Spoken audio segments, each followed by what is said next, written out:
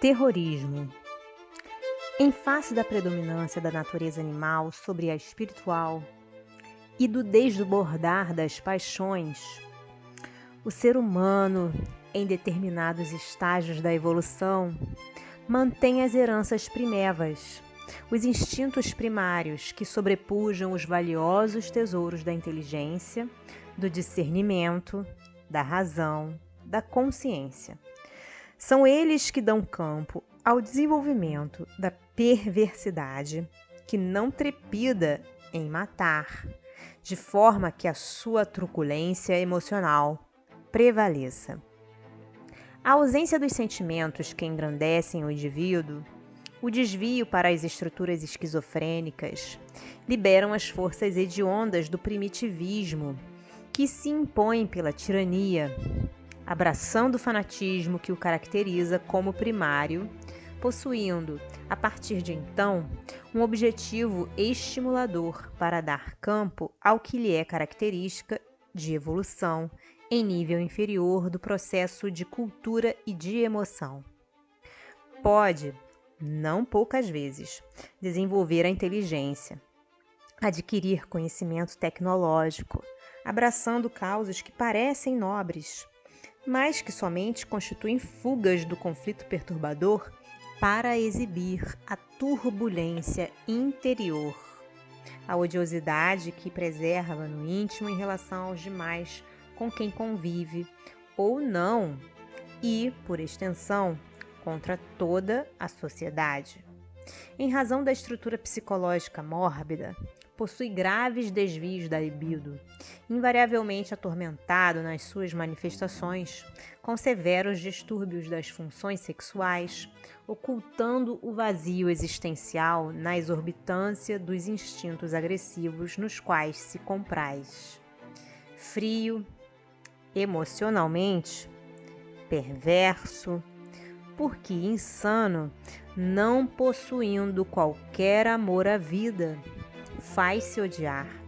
porque se sente incapaz de despertar qualquer sentimento de amor, desencadeando a erupção da selvageria interna que o promove a uma situação de destaque, na qual transita rapidamente porque detesta a vida e todas as suas conquistas. Exilando-se em antros sórdidos, onde se refugia, repetindo o inconsciente pessoal que busca esconder-se por sentir-se inferior, incapaz de despertar qualquer interesse digno dos seus coevos, o terrorista é um psicopata congênito, mesmo que se expresse como portador de equilíbrio, que bem disfarça, em razão das peculiaridades de toda uma existência de simulação, na qual esteve assinalado pela covardia e desespero íntimo de saber-se não aceito, que é o ressumar do conflito de inferioridade.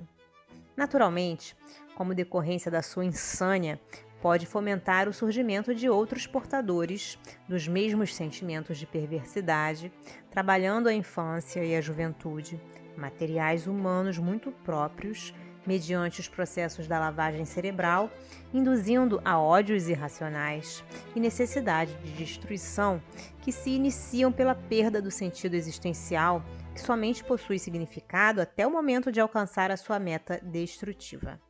Incapaz de amar, porque se sente ancestralmente odiado, desenvolve perturbação do discernimento, por meio de cuja ótica os acontecimentos e as demais pessoas são todos adversários que devem desaparecer, quando também ele sucumbirá.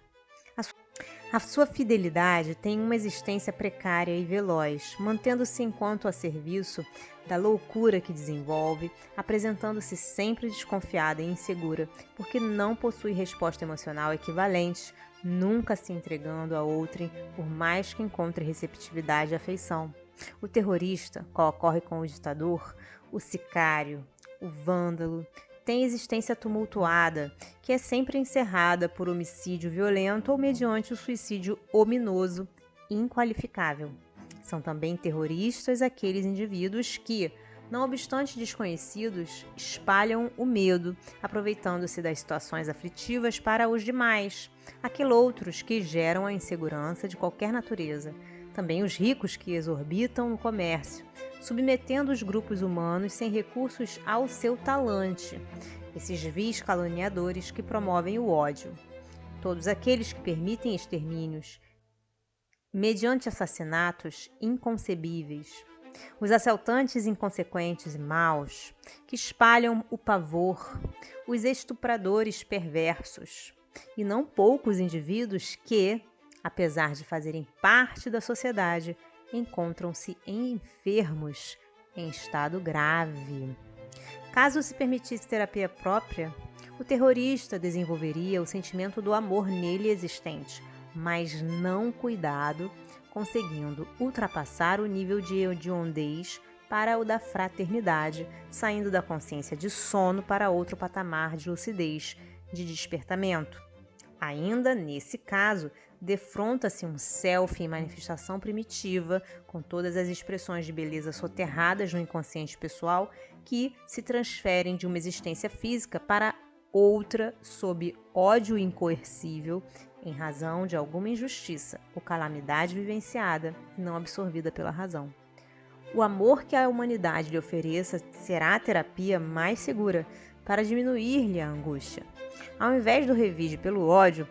que mais lhe aguça os instintos repressores, o amor alcança-o suavemente e deixa de lhe vitalizar o ressentimento contra a sociedade, que o torna herói de fancaria, insignificante, mas hediondo, atormentado e desditoso.